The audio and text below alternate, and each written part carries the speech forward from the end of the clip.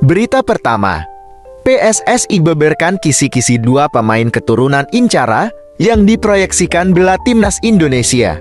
Umur sudah matang. Alhamdulillah, inilah impian kita semua bahwa sepak bola Indonesia akan semakin baik dan lebih baik. Jika kalian setuju, tulis di kolom komentar ya. Berita kedua, Presiden FIFA Gianni Infantino tak bosan-bosannya sebut Indonesia negara indah, siap jadi tuan rumah Piala Dunia U17. Mari kita sama-sama bangga terhadap negara kita ini. Berita ketiga, Shin Tae-yong jelaskan alasannya menumpuk pemain naturalisasi di skuad timnas Indonesia.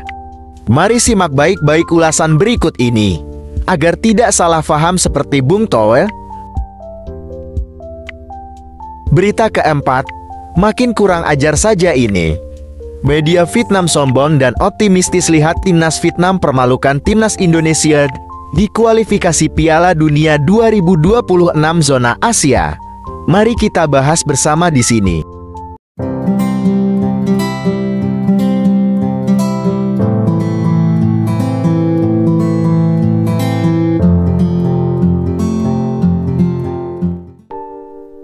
Berita pertama, PSSI beberkan kisi-kisi dua pemain keturunan Incara yang diproyeksikan bela timnas Indonesia. Umur sudah matang. Alhamdulillah, inilah impian kita semua bahwa sepak bola Indonesia akan semakin baik dan lebih baik. Jika kalian setuju, tulis di kolom komentar ya. PSSI membeberkan kisi-kisi dua pemain keturunan yang tengah diincar untuk memperkuat timnas Indonesia, yang pasti keduanya diproyeksikan memperkuat timnas Indonesia. Hal tersebut diungkapkan oleh anggota Komite Eksekutif PSSI, Arya Sinulinga. Arya Sinulinga menuturkan, pemain keturunan yang akan dinaturalisasi berdasarkan rekomendasi pelatih Shin Tae-yong. Sebelumnya, Ketua Umum PSSI, Erick Thohir, mengatakan bahwa federasi tengah menjajaki dua pemain keturunan baru, yang posisinya seorang striker dan gelandang. Akan tetapi, Erick Thohir belum mau mengungkapkan identitas pemain tersebut. Lantas bagaimana jika timnas Indonesia saat main dipenuhi pemain naturalisasi? Lalu bagaimana nasib pemain lokal? Coba beri pendapat kalian di kolom komentar ya. Berita kedua, Presiden FIFA Gianni Infantino tak bosan-bosannya sebut Indonesia negara indah, siap jadi tuan rumah Piala Dunia U17. Mari kita sama-sama bangga terhadap negara kita ini. Gianni Infantino tak bosan-bosannya menyebut Indonesia sebagai negara indah. Hal itu membuktikan Indonesia dikenal memiliki alam yang indah dan siap menjadi tuan rumah Piala Dunia U17 pada 10 November hingga 2 Desember tahun 2023. Momen pertama Gianni Infantino menyebut Indonesia sebagai negara indah pada Minggu 29 Oktober tahun 2023. Negara indah Indonesia akan menjadi tuan rumah Piala Dunia U17, tulis Gianni Infantino. Kemudian, momen kedua disampaikan Gianni Infantino di akun Instagramnya, H7 jelang opening ceremony Piala Dunia U17. Berita ketiga, Shin Tae-yong jelaskan alasannya menumpuk pemain naturalisasi di skuad timnas Indonesia. Mari simak baik-baik ulasan berikut ini, agar tidak salah paham seperti Bung Toel. Shin Tae-yong menjelaskan kebijakan naturalisasi selama melatih timnas Indonesia. Shin Tae-yong menjelaskan alasannya mengambil para pemain top Eropa. Menurutnya, para pemain timnas Indonesia saat pertama kali ia datang memiliki masalah besar soal mentalitas. Maka dari itu Shin Tae-yong merekrut para pemain dari jalur naturalisasi untuk memperbaiki keterbatasan tersebut. Berkat kebijakan tersebut, Shin Tae-yong percaya diri timnas Indonesia makin kuat dari sebelumnya. Lantas itulah alasannya terkait mentalitas timnas bisa ditingkatkan karena adanya pemain naturalisasi. Berita keempat, makin kurang ajar saja ini. Media Vietnam sombong dan optimistis lihat timnas Vietnam permalukan timnas Indonesia di kualifikasi Piala Dunia 2026 zona Asia. Mari kita bahas bersama di sini ya. Media Vietnam optimistis timnas Vietnam mampu bersaing di babak kedua kualifikasi Piala Dunia. Media tersebut bahkan menilai Vietnam bisa mengalahkan timnas Indonesia dan Filipina yang tergabung di grup F.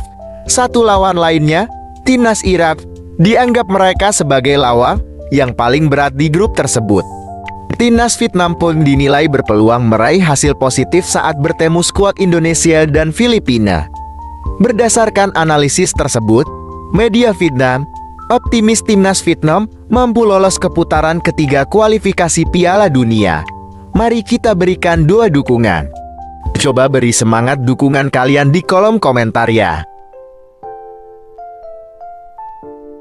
Berita kelima, Jakob Sayuri sembuh dari cedera. Feeling kuat Shin Tae-yong panggil ke timnas Indonesia jadi kabar baik jelang lawan Irak dan Filipina. Mari simak ulasan ini. Kabar baik buat timnas Indonesia jelang lawan Irak dan Filipina. Salah satu pemain yang dipanggil yakni Jakob Sayuri kini dinyatakan sembuh dari cedera. Jakob Sayuri menjadi salah satu pemain yang dipanggil ke timnas Indonesia. Pemanggilannya cukup mengundang tanya karena ia dalam kondisi cedera dan tak pernah bermain untuk PSM Makassar sejak 7 pekan lalu. Akan tetapi Jakob Sayuri dikabarkan telah sembuh dari cedera. Tak cuma PSM, timnas Indonesia juga mendapat keuntungan dari kembalinya Jakob Sayuri. Shin Tae-yong seolah punya feeling kuat karena sebelumnya Jakob masih berkutat dengan cedera. Kini sembuh jelang membela timnas Indonesia. Berita ke-6, sempat sakit kepala karena cuaca panas Surabaya. Amar Berkik pastikan timnas U17 Indonesia siap tempur lawan Ekuador. Penyerang keturunan Kebumen Bosnia, Amar Berkik, memastikan timnas U17 Indonesia sudah beradaptasi dengan cuaca panas Surabaya dan siap tempur menghadapi laga perdana melawan Ekuador, walaupun dia sempat mengalami sakit kepala. Tim Merah Putih telah berada di Surabaya untuk beradaptasi dengan cuaca dan lapangan, serta telah menggelar latihan. Setelah menjalani latihan di Surabaya, penyerang timnas U17 Indonesia, Amar Berkik, mengaku masih membutuhkan waktu untuk beradaptasi dengan cuaca. Menurutnya setelah tahu cuaca Surabaya, para pemain timnas U17 Indonesia kini dalam kondisi siap tempur. Berita ke-7, kiper timnas putri Indonesia gabung klub Arab Saudi. Mari simak ulasan berikut ini. Kiper timnas putri Indonesia, Fanny Supriyanto, resmi bergabung dengan salah satu klub Arab Saudi. Kepastian ini disampaikan Asosiasi Sepak Bola Wanita Indonesia melalui akun Instagram resminya. Namun dalam keterangannya tidak menyebutkan identitas klub Arab Saudi mana yang dituju Fanny Supriyanto. Fanny Supriyanto direncanakan akan merumput di Liga Arab Saudi selama setahun. Lantas bagaimana pendapat kalian tentang sepak bola wanita? Coba beri komentar kalian ya.